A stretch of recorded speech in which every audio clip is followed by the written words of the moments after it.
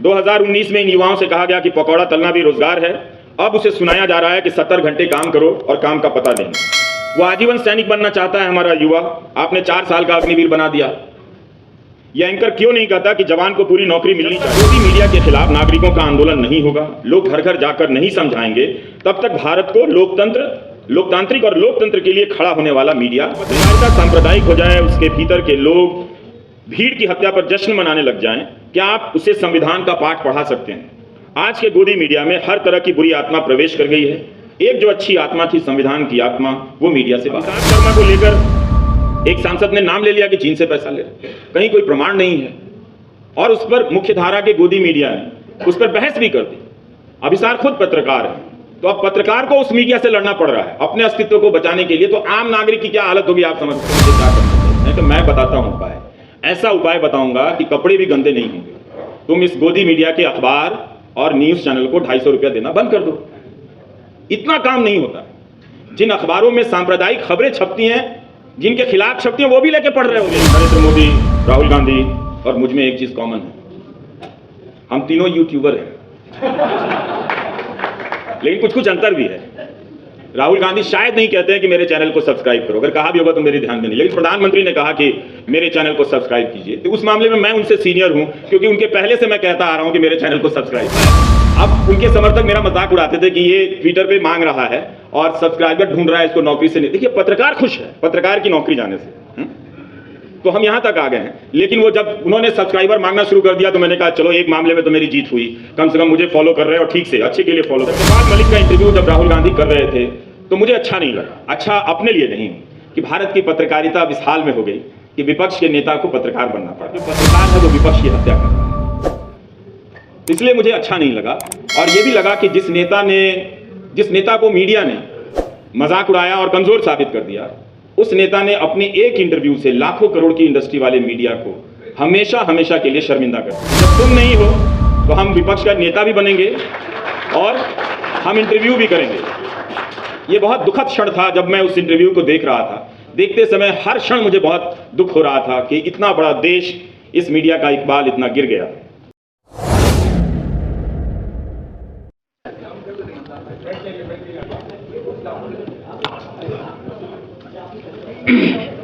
बहुत बहुत शुक्रिया रमाशंकर जी, राजकुमार जी, अशोक जी, कबीर साहब, आकृति जी और नितिन जी। मैं आयोजक को कारण पता है कि मैं क्यों बाद में आया और क्यों पहले चला जाऊँ, पर यह बेहद भी नहीं थी कि किसी वजह से मैं देरी से आया। ये मेरी फितरत भी नहीं है देर से आने की। तो फिर से आप सभी से क्षमा मांगता हूँ। और बिना तैयारी के अब बोलने की आदत मेरी रही नहीं, तो इसलिए काफ़ी तैयारी करता हूँ। और इस बात की चिंता थी कि कैसे बोल पाऊंगा, लेकिन खैर अभी आ गया हूं तो बोलना ही है। तो विकल्प की कल्पना से मुक्त यह गोदी मीडिया मोदी का संकल्प ले चुका है। वह उनकी पूजा भी करता है और अपने दर्शकों से उनकी पूजा भी कराता है। एक एंकर जोड़कर बता रहा था कि प्रधानमंत्री 100 घंटे काम कर सकते हैं, तो युवा 70 घंटे काम क्यों नहीं कर सकते? देश में बेरोजगारी है, काम नहीं है, कम सैलरी की नौकरी है, लेकिन यह उपदेश दे रहा है कि आप 70 घंटे काम क्यों नहीं कर सकते? जैसे सभी को काम मिल गया है, बस युवाओं ने काम में मन लगाना छोड़ दिया। वो दफ्तर नहीं जा रहे हैं, वो छुट्टी पे घर बैठे हुए हैं। 2019 में इन युवाओं से कहा गया कि पकौड़ा तलना भी रोजगार है। अब उसे सुनाया जा रहा है कि 70 घंटे काम करो और काम का पता नहीं। वो आजीवन सैनिक बनना चाहता है हमारा युवा, आपने 4 साल का अग्निवीर बना दिया। यह एंकर क्यों नहीं कहता कि जवान को पूरी नौकरी मिलनी चाहिए? लेकिन इसके विकल्प में किस तरह के सवाल मीडिया समाज के बीच पहुंचा रहा है, इसलिए कि इसे जनता की बात करनी ही नहीं है, जनता को डांट लगानी है। इसने बहुत दुस्साहस के साथ जनता को बताकर, सामने से नजर मिलाकर जनता को ही भगा दिया। और हैरानी होती है कि जो जनता शाम को दर्शक होती है, सुबह पाठक होती है, कैसे इसे सहन कर रही है। क्या इसके पास इस गोदी मीडिया को ना देखने का कोई भी लोकतांत्रिक तरीका नहीं बचा है? भारत के लोकतांत्रिक इतिहास में मीडिया समय समय पर कभी स्वतंत्र रहा, कभी नहीं रहा, कभी आधा रहा, कभी गुलाम रहा, मगर इसका पाठक कभी भी गुलाम नहीं था, इसका दर्शक कभी भी गुलाम नहीं था। वह एक स्वायत्त संस्था थी दर्शकों और पाठकों की। मगर अब पाठक और दर्शक होने की स्वायत्ता ही समाप्त हो गई है। जिस तरह से पत्रकारों ने अपने भीतर के पत्रकार की हत्या कर दी, उसी तरह इन दर्शक और पाठकों ने अपने भीतर के दर्शक और पाठक की हत्या कर दी। उसकी जगह धर्म को बिठा लिया है। ऐसा नहीं है कि उनके भीतर संवेदनाएं नहीं हैं, बिल्कुल हैं, मगर उनकी जगह किसी की हत्या पर खुश होने, किसी समुदाय के परमानेंट सॉल्यूशन की बात करते हुए गर्व करने की एक नई संवेदना आ गई है। तो जो गोदी मीडिया और उसके पाठक और दर्शकों का संबंध है, इस पर गहराई से और आप विद्वानों को अध्ययन करना चाहिए। यह केवल राजनीतिक ही नहीं, मनोवैज्ञानिक संबंध भी है जो विकसित हुआ है। अब वह सही खबर नहीं पढ़ सकता। जब तक गलत खबर नहीं पढ़ेगा तब तक मानेगा ही नहीं कि उसने जो खबर देखी है वो सही है। गोदी मीडिया नहीं देखने की कई बार मैं बातें करता हूं। क्या आपको लगता है कि इतना आसान है कि कोई गोदी मीडिया ना देखे? यह तो वैसे ही है जैसे किसी रील्स देखने वाले को आप समझा रहे हैं कि तुम रील्स मत देखो।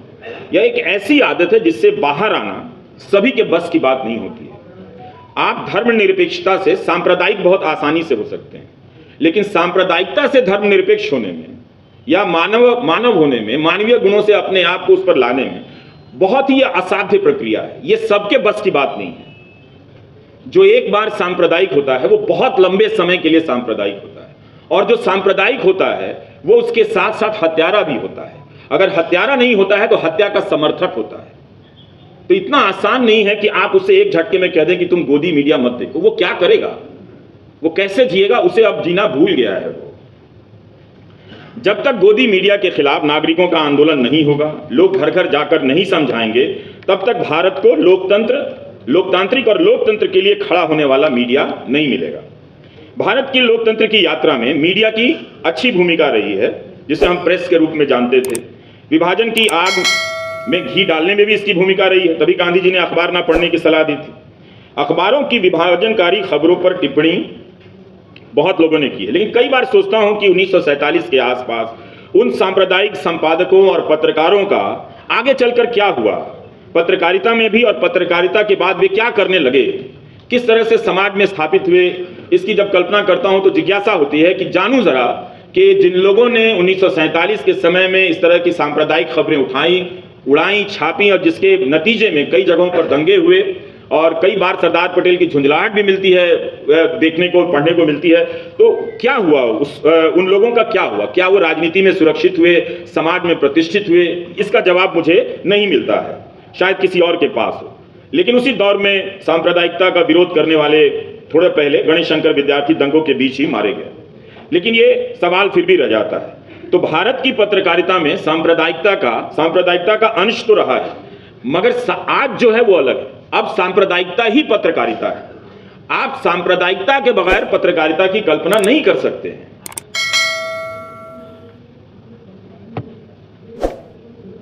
अगर आप सांप्रदायिक नहीं हैं, मुसलमान से नफरत नहीं करते हैं, तो फिर गोदी मीडिया में आप क्या करते होंगे, कैसे अपना दिन बिताते होंगे? यह भी सोचने की बात है। आपकी क्या वहां कोई जगह हो सकती है? तो आज पत्रकार होने के लिए सांप्रदायिक होना और एंटी मुस्लिम होना पहली शर्त है। और जब आप सांप्रदायिक हो गए तो आप किसी भी तरह से लोकतांत्रिक और संवैधानिक नहीं हो सकते। वो संभावना आपके भीतर ही खत्म हो गई, वो किसी संस्थान से पैदा नहीं की जा सकती। और हिंदू मुस्लिम का मैं इस्तेमाल नहीं करता, मैं अक्सर एंटी मुस्लिम का इस्तेमाल करता हूं, क्योंकि अब सब एक तरफा है। तो जब पत्रकारिता सांप्रदायिक हो जाए, उसके भीतर के लोग भीड़ की हत्या पर जश्न मनाने लग जाएं, क्या आप उसे संविधान का पाठ पढ़ा सकते हैं?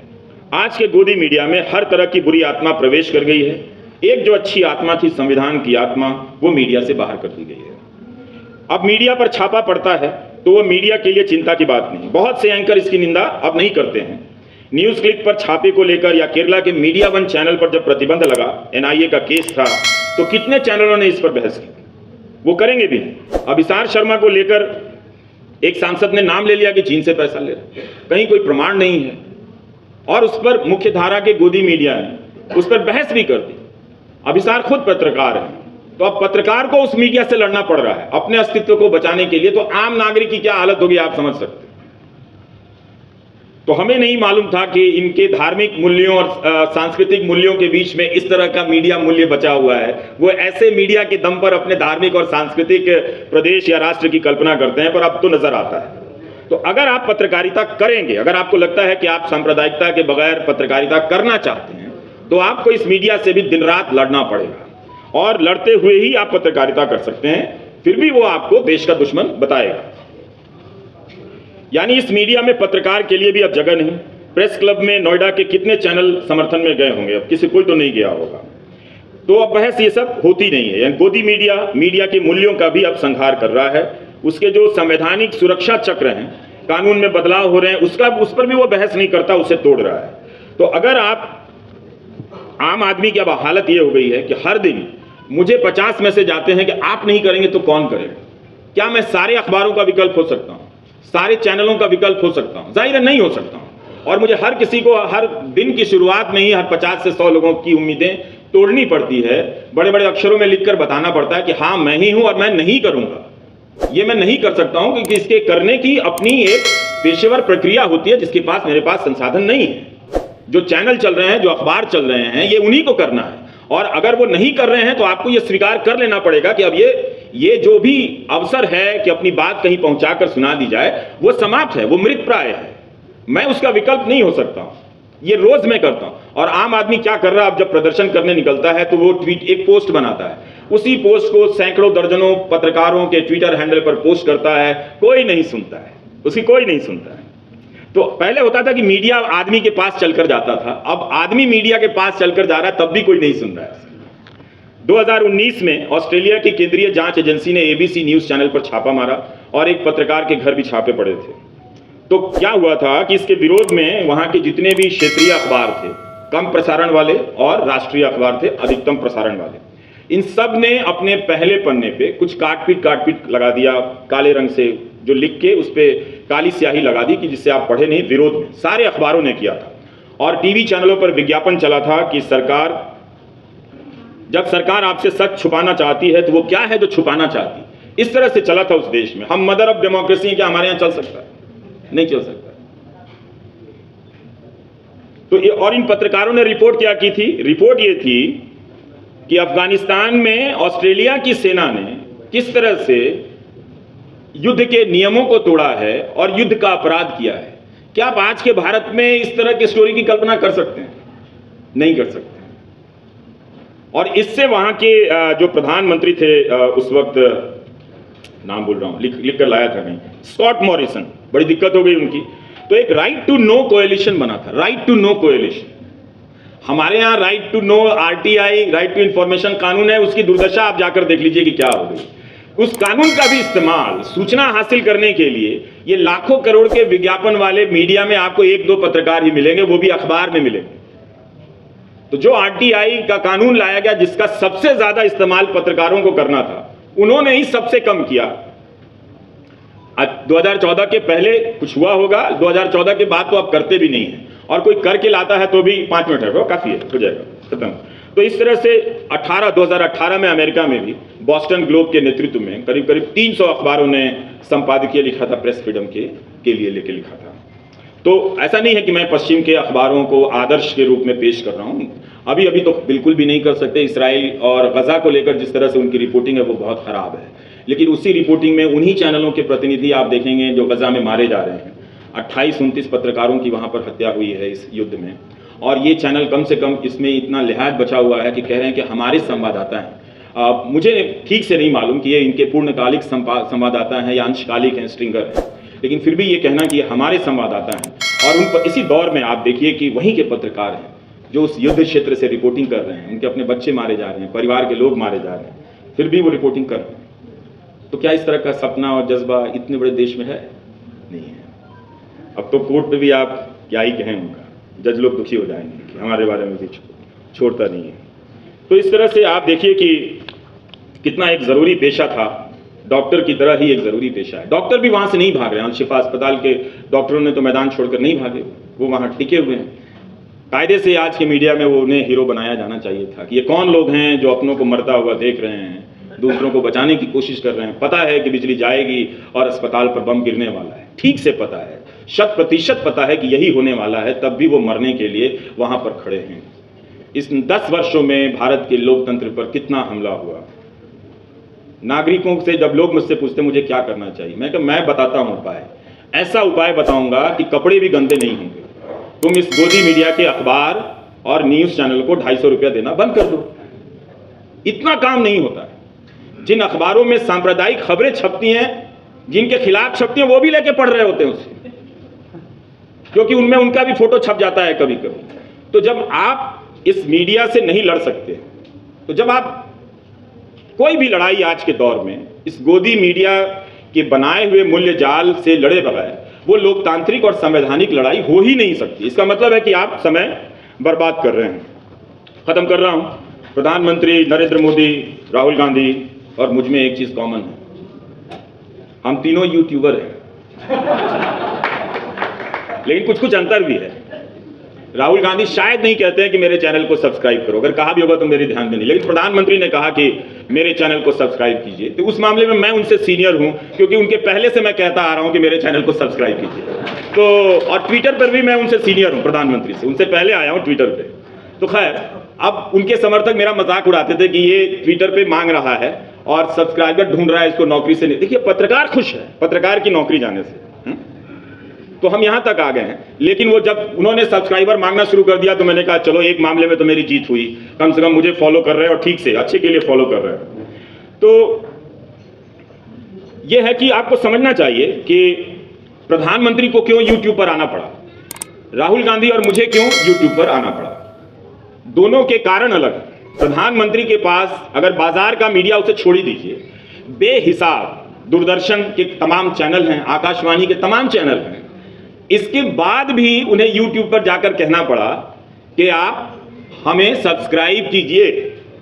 इसलिए नहीं कि टेलीविजन के बताया जाता है कि दर्शक कम हो गए हैं, ये कुछ कारण रहे होंगे, या फिर इन एंकरों की साख खत्म हो गई है तो अब ज्यादा उससे वसूली नहीं हो रही है। पर मुझे लगता है कि ये बहुत ज्यादा मजबूत कारण नहीं है। हमें ये कभी भी भ्रम में नहीं रहना चाहिए कि यूट्यूब का जो स्पेस है वो कोई गैर सांप्रदायिक स्पेस है। वहां पर ज्यादा सांप्रदायिकता, मुख्य धारा के गोदी मीडिया से कहीं ज्यादा सांप्रदायिक पत्रकारिता या फिर सामग्रियां, ऐसे कार्यक्रम मजबूती से जमे हुए हैं। तो प्रधानमंत्री उनके तक पहुंचने के लिए कह रहे हैं कि मुझे भी सब्सक्राइब कर लो और अपने अपने कार्यक्रम में मेरा भी थोड़ा थोड़ा डालना शुरू करो। तो ये किए है।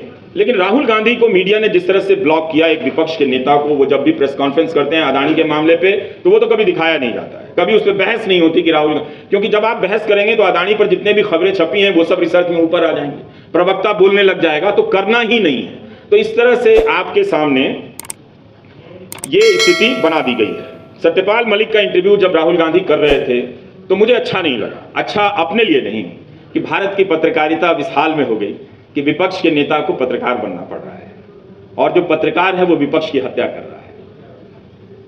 इसलिए मुझे अच्छा नहीं लगा। और यह भी लगा कि जिस नेता को मीडिया ने मजाक उड़ाया और कमजोर साबित कर दिया, उस नेता ने अपने एक इंटरव्यू से लाखों करोड़ की इंडस्ट्री वाले मीडिया को हमेशा हमेशा के लिए शर्मिंदा कर दिया कि जब तुम नहीं हो तो हम विपक्ष का नेता भी बनेंगे और हम इंटरव्यू भी करेंगे। ये बहुत दुखद क्षण था जब मैं उस इंटरव्यू को देख रहा था। देखते समय हर क्षण मुझे बहुत दुख हो रहा था कि इतना बड़ा देश, इस मीडिया का इकबाल इतना गिर गया कि नहीं, अभी हम भ्रम में नहीं रहते हैं। लेकिन खैर, 7 फरवरी 2023 को, मैं अब बात खत्म कर रहा हूं, प्रधानमंत्री नरेंद्र मोदी ने कहा था कि इन लोगों को ईडी का धन्यवाद करना चाहिए कि ईडी के कारण ये लोग एक मंच पर आए हैं। ईडी ने इन लोगों को एक मंच पर ला दिया। जो आरोप विपक्ष लगा रहा था कि आप ईडी का राजनीतिक इस्तेमाल कर रहे हैं, उस आरोप की स्वीकृति वो संसद में कर रहे थे कि ईडी के कारण इनकी एकजुटता हुई है, ईडी ने इनको ला दिया है। जो काम देश के मतदाता नहीं कर पाए, देखिए अब वो मतदाता को भी कोस रहे हैं, जो काम देश के मतदाता नहीं कर पाए वो ईडी के लोग कर रहे हैं। तो ये एक सवाल था। और इसी साल फरवरी में प्रधानमंत्री ने कहा कि मोदी पे भरोसा, ये देखिए जिनके पास गोदी मीडिया का निरंतर सुरक्षा चक्र है, वो कह रहे हैं कि मोदी पे भरोसा अखबार की सुर्खियों से पैदा नहीं हुआ है, मोदी पे भरोसा टीवी पर चमकते चेहरों से नहीं हुआ है। जिन्होंने कितनी खिदमत की उनके बारे में वो कह रहे हैं कि मोदी पे भरोसा अखबार की सुर्खियों से पैदा नहीं हुआ, मोदी पे भरोसा टीवी पर चमकते चेहरों से नहीं हुआ, जीवन खपा दिया है, पल पल खपा दिए हैं।